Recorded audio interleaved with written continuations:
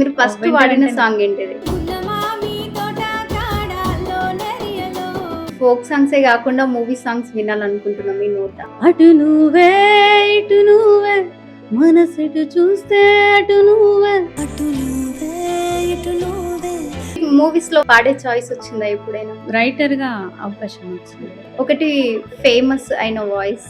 ఓ జాబిలమ్మా ఓ నా ఎన్నెలమ్మా నువ్వు నా ప్రాణమని నీకు చెప్పినానుగా. డివోషనల్ గా ఎన్ని పాడి ఉంటారు ఇప్పటి వరకు? శంకరా ఏ రూపంలో ఎదురవుతావో. ఇప్పటి వరకు ఎన్ని సాంగ్స్ రాసినారు? ఇప్పటి వరకు నేను 80+ రాసాను. ఇప్పుడు ఫోక్ ఇండస్ట్రీలో ఎవరితో అయినా పాడాలని ఉందా మీకు? ఈ ప్రొఫెషన్ లోకి వచ్చిన తర్వాత మరి ఒక బ్యాడ్ స్టోరీ గానీ గుడ్ స్టోరీ గానీ కంపల్సరీ ఉంటది ప్రతి ఒక్కరికి.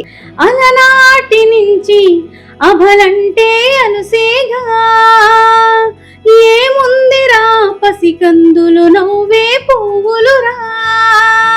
అంటే మీకు పాటలు పాడాలనే ఇంట్రెస్ట్ ఎందుకు వచ్చింది? ఇంతవరకు ఏ ఇంటర్వ్యూలో నేను చెప్పలేదు.